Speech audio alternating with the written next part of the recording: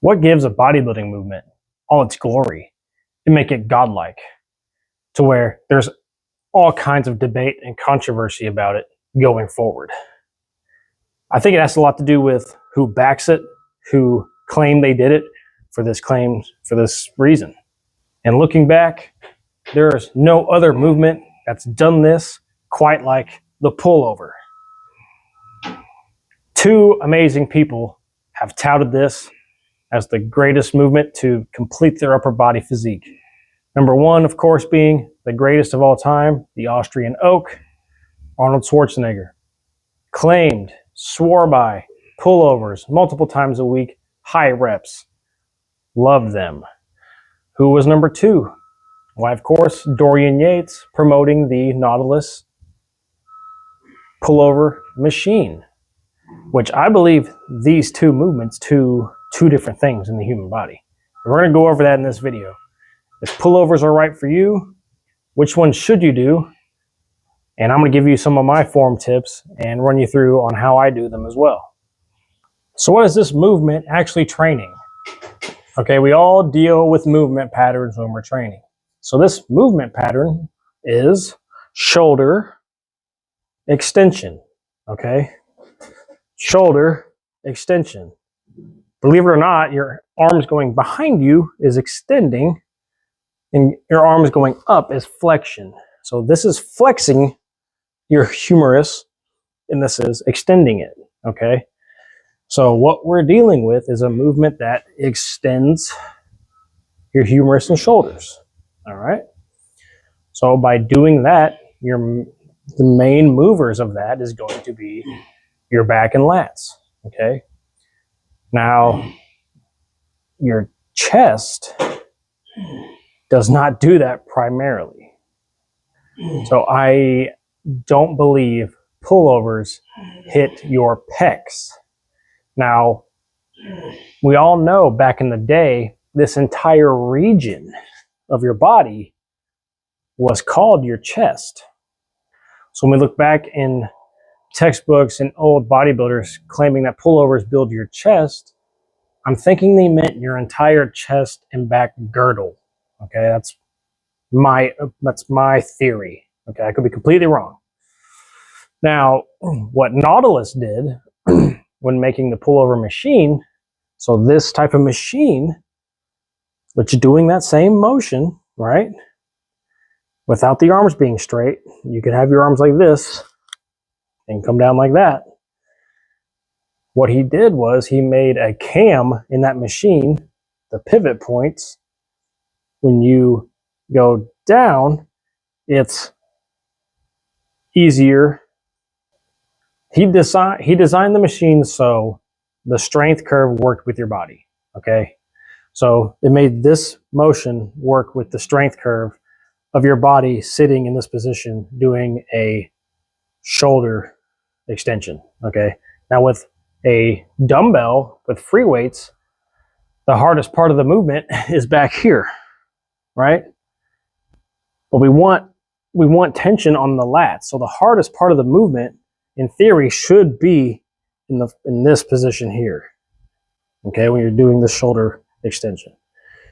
And even the dumbbell version doesn't do a full extension. It just goes from here to here, right? Because if you're laying down, this way to or your chest level more toward your pelvis doesn't do anything. Just the physics are off. It would be a lot of front delt if you brought the dumbbells down. It all depends on physics. I mean, it really is. It's biomechanics.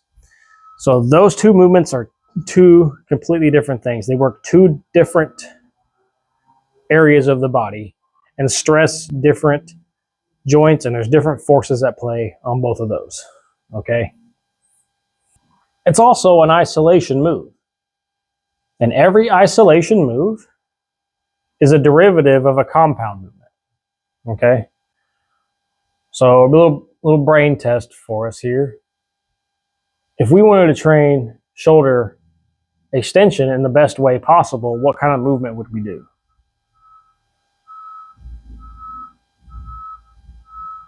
I would probably do a chin-up. right? I would do this style of movement. That's a chin up, right? And what does a Nautilus machine do when you do a pullover? Making any connections there? That every time you do an isolation movement, the compound movement's already done it.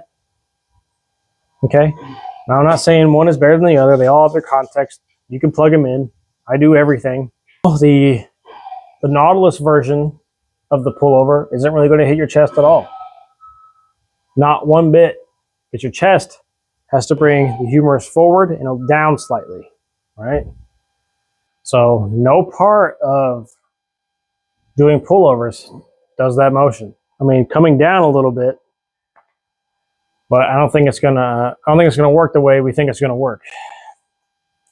And just to be devil's advocate a little bit, do you think Dorian's back would be any worse if he didn't do the pullovers the way he did them? Because he was also deadlifting, he was also bent rowing, he was also doing machine pull downs. I think it may have been just icing on the cake for him. And I feel like that's the same way with when Arnold did his pullovers. I think their body was their body. I think some exercises put some icing on the cake. But I think they all built their bodies with hard, brutal, amazing compound moves. That's just my opinion. And I think just these small, intricate little details put some spice back into the bodybuilding community and all the forums. And they did this. That was the golden ticket for them. I mean, I love that stuff too. That's why I'm talking about it. Like, it makes it fun. And I got some bonus content. A lot of people don't think of it as a long head of the tricep exercise. But part of the long head's primary function is actually shoulder extension, right? You ever done a tricep push down or rope pull apart with your arms behind your body? It balls up back there, man. You'll feel such an intense burn. So when you're doing the pullovers, you're basically in the stretched position of a skull crusher, right? There's a lot of people that do a skull crusher pullover hybrid exercise, and that's actually probably one of the best ways I like to do the movement. I'm gonna showcase what that would kind of look like too. But yeah, it's also a very good tricep exercise done a certain way. And I've also done pullovers with a straight arm as possible, and it took my triceps completely out. However, it limited how far I can go back. So it just depends on your goals, what you want to do with it. I believe the movement's for everybody. There's no movement off the table for anybody. I think we need to stop bastardizing movements. I think we need to look at movement quality, how someone moves first before we bastardize just a movement because, it may have hurt someone in the past, right? So off topic here, but bench press gets bastardized because it hurts shoulders, but some of the best bench pressers in the world have the best pecs in the world. It's just the facts. Don't know what to tell you there. But I do want to show you one of my favorite ways to implement the pullover, which is the tricep extension pullover hybrid. That's one of my favorites.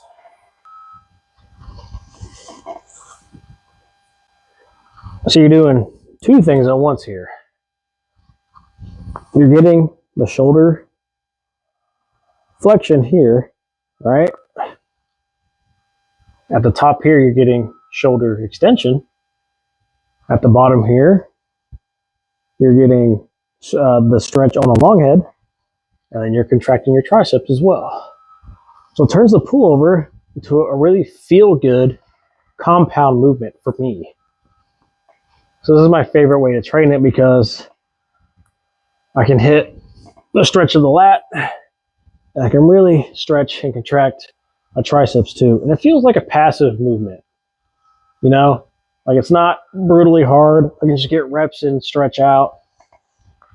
And that's my final thought on pullovers is it's a stretch, contract, relax movement, It's not going to be your bread and butter to build the best back in the world or the strongest back. It's certainly not your best chest builder in the world. You could be doing other things. So the priority for it being, on the top of your list to do to get where you want to be, it's on the top of my list, but it's still a fun move to discuss and do sometimes.